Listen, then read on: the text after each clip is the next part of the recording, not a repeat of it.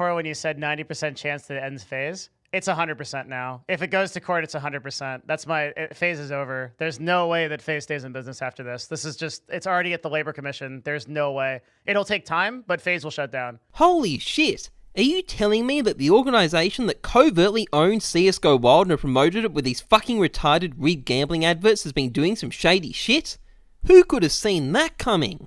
Now, if you haven't heard, FaZe is currently getting its bitch ass sued by a massive Fortnite player with various Californian labour law violations coming out in the process, which has led to this idle talk by the ex-CLG CEO about the prospect of the whole of FaZe getting shut down as a result. Now, I don't know if betting on some sort of tribunal outright shutting down a massive and probably very well represented organisation is exactly what I'd call safe. It tends to be a bit more difficult than that, but the point of this video isn't to evaluate whether or not this is going to happen. I'm not a lawyer and plenty of people have probably done that already.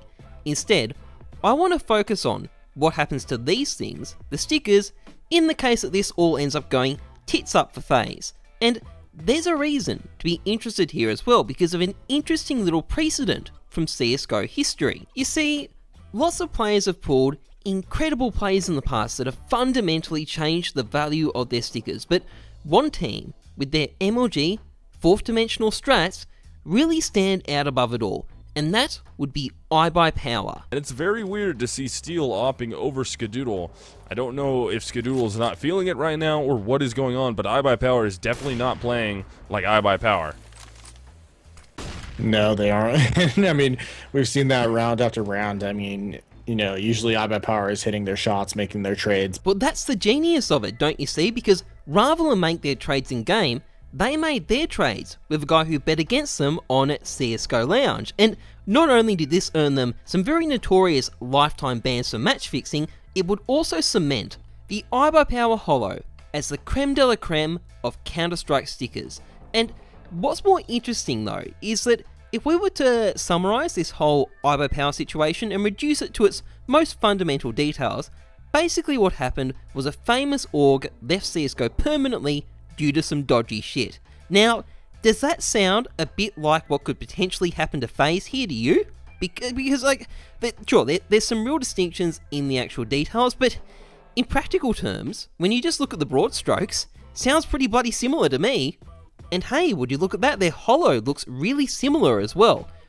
Now, in fairness, the $8,000 FaZe holo is probably some way off. I don't think we can actually compare prices here, but at the same time, there are some pretty interesting implications based on what happened to iBuyPower, because normally when orgs disappear, at best the impact is neutral on the value of their stickers because people tend to forget about the org. But when a really famous team leaves the game over nefarious activities, well, it tends to have the opposite result. And given we're dealing with FaZe here, one of the most iconic CSGO orgs at this point, which also has a litany of dodgy shit attached to its name, well, I smell some potential. But potential for what, exactly? Now, I think I've made it pretty clear at this point that I think if FaZe is shut down in disgrace over this, their stickers will go up in value. It's just a matter of when and how much. Now, there are a lot of FaZe stickers out there, and not all of them are created equal. MLG in Atlanta are definitely the most coveted, while the stickers from Katowice and London,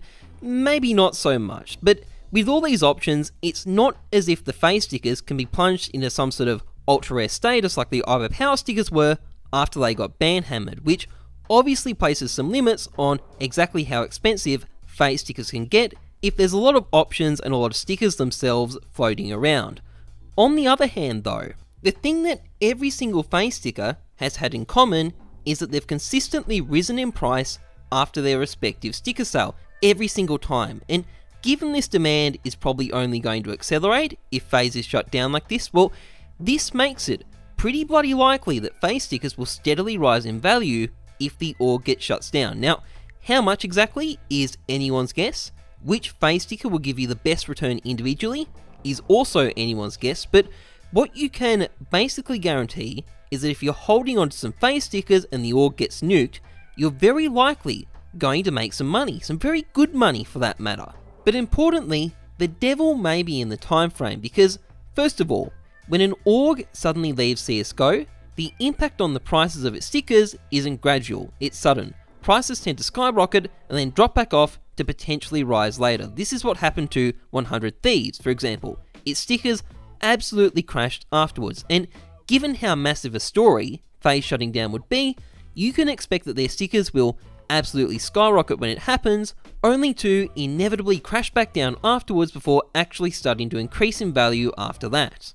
Except it's even more complicated because, as the XCLG bloke says, It'll take time, but FaZe will shut down. yeah, it'll be a long and drawn out process with a very long and drawn out period of the jungle drums gradually beating louder and louder and various news stories about FaZe's impending fate emerging as we get closer and closer to D-Day. So in practice, there's going to be lots of small spikes and a general slower rise in prices, which makes it kind of hard to predict the exact right time to buy. So my personal advice, either buy in early and be prepared to wait for a while, or wait until the buying craze after FaZe does get shut down and only buy your stickers once it's over and the prices have fallen back off. Now, to be clear, I don't know what the full veracity of the allegations against FaZe are, I don't know what the actual chances of them getting shut down are, and I don't know how soon it'll be. There's a lot of content out there on it.